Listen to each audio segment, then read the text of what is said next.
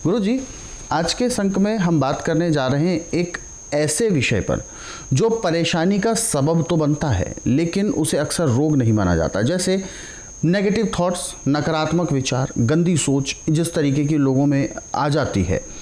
सोचते कुछ हैं, करना कुछ और होता है, और अच्छा करने की जो विचार होते हैं वो मन में ना आकर बल्कि बुरे विचार, गलत प्रवृत्ति की ओर अग्रसर होना एक स्वभाव में बन जाता है। तो क्या इस तरीके की जो नकारात्मक सोच है, क्या ये किसी बीमारी की ओर इशारा करती है या अपने व्यवहार के ऊपर ये निर्भर करता है? यदि आप सुबह प्रतिदिन जहाँ पे आप चाय का गिलास पीते हैं वहाँ मट्ठे का गिलास पिए, ताज़ा मट्ठा, खट्टा नहीं होना चाहिए, और उसको सिप सिप करके पीना है, तो गाय का दूध का मट्ठा विचारों को ऐसे धुलाई करता है जैसे मैले कुचैले कपड़े को गर्म पानी में सोडा डाल के उसको निखार के साफ करते हैं। ऐसे अंदर लस्सी जाके जो भी दुष्ट विचार मन के अंदर घर कर रहे हैं उनको ऐसे लस्सी समाप्त करती है जैसे कूड़े करकट के ढेर को माचिस की तीली जला के समाप्त करती है। आज मेरे पास 15 से 20 मरीज प्रतिदिन ऐसे होते हैं जो कहते हैं ये हमारा मन नहीं लगता और हमारा मन भटकता रहता है। जब नाड़ी परीक्षण करके उनको बताया जाता है कि आप सुबह उठते चाय पीते हैं, कहीं भी चाय नहीं पिए तो पेट नहीं साफ होता, मैं यही सबसे बड़ी बीमारी है। खाना खाते समय 2 गिलास गर्म पानी, लहसुन, प्याज, अदरक का रस मिला के पियो। खाना ताज़ा गर्म गर्म खाना खाएं। खाना जिस भी आटे का खाना उसकी चोकर ही निकाल के फेंकनी, चोकर के साथ आटा की रोटी बना के खानी। दाल जो है छिलके वाली खानी, धुली दाल नहीं खानी।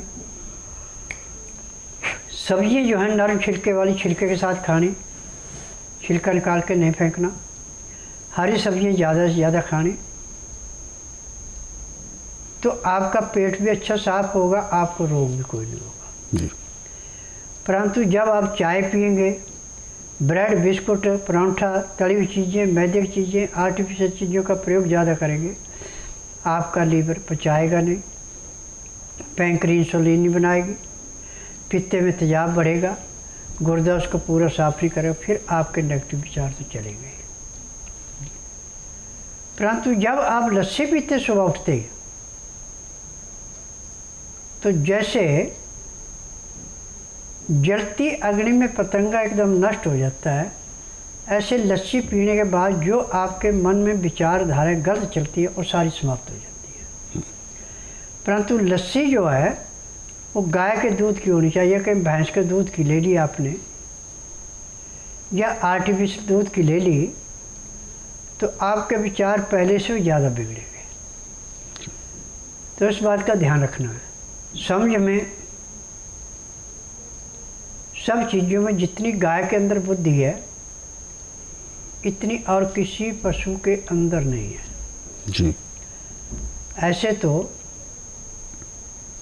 ऊँटनी का दूध, बकरी का दूध, भेड़ का दूध, भैंस का दूध, इन सब दूधों में अलग अलग विचारधारा है। जिन्होंने सिर्फ जासूसी करनी है उनके लिए तो ऊँटनी का दूध 1 नंबर पे। जिन्होंने धार्मिक विचारों में चलना, किसी का बुरा नहीं सोचना, बुरा नहीं करना, उनको गाय का दूध। और जिन्होंने हमेशा मार धाड़ पे रहना, गुस्से में रहना, उनके लिए भैंस का दूध। अब यदि आप गाय का दूध पीते हैं, गाय के दूध की दही जमा के लस्सी बना के पीते हैं, तो मैं दावे से कह सकता हूँ कि आखिरी सांस तक कभी आपके मन में गलत विचार नहीं आएंगे। 100 में से 90% के, चाहे मर्द है चाहे औरत, हमेशा गंदे विचार रहते हैं। और जितने आप गंदे विचारों की तरफ ज़्यादा भागेंगे उतना ही आपका जीवन बर्बाद होगा। और जितने आपके शुद्ध विचार होंगे उतने ही आप समझो कि इस पृथ्वी पे स्वर्ग में जी रहे हैं। जी। आज जब मैं रोगी का नाड़ी परीक्षण करता हूँ, रोगी से कहता हूँ कि कितने डॉक्टरों का कर्जा दिया, क्योंकि जो हम आयुर्वेद, यूनानी, होम्योपैथिक, नेचुरलिस्ट का, एलोपैथिक दवाइयाँ खा रहे हैं, ये एक किस्म का कर्जा देना है, रोग का निवारण नहीं है। एक बार दवाई स्टार्ट कर ली तो जब तक शरीर के अंदर सांस है तब तक दवाई खानी ही पड़ेगी। परंतु स्वस्थ विचार एकमात्र आश्रम ऐसा है कि जितने दिन तक शरीर के अंदर रोग है दवाई खाएंगे, योग समाप्त होती दवाई बंद हो जाती है। क्योंकि यही एकमात्र ऐसा आश्रम है जिसमें ना तो रोगी से पूछा जाता आपको तकलीफ़ क्या है, ना कागज पत्र देखा जाता है।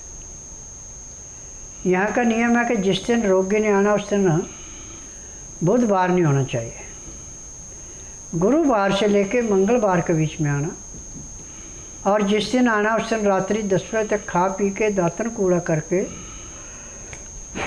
बड़ी इलायची मुंह में रख के चूसते रहना। सुबह 9 से 10 के अंदर अपना नामकरण कराना। 10 से 12 में नाड़ी परीक्षण करता हूँ। नाड़ी परीक्षण में पैर के तलुए से सिर के बाल तक की MRI, CT scan, x-ray, ultrasound, ECG, sonography सब कुछ 5 सेकंड में हो जाते हैं। उसमें जो भी बीमारी शरीर के अंदर पाई जाती है सब दवाइयाँ इकट्ठी दी जाती हैं, किसी एक रोग की दवाई नहीं देते। और दवाइयाँ नियम से खाते हैं, परहेज करते हैं और 3:30 बजे तक एको प्रेशर करा के जाते हैं। तो जिस दिन रोगी आश्रम में आता है उसी दिन रोगी को 10 से 15% आराम भी मिल जाता है जी। और 15 दिन की दवाई से 50 से 60% आराम मिलता है। 1 महीने रोग समाप्त होता है, दवाइयाँ बंद हो जाती हैं। परंतु जब जीव को आप स्वाद देंगे, दवाई का परहेज नहीं करेंगे, तो यहाँ की दवाई चाहे आप सालें खाएं आपको कोई लाभ नहीं होगा।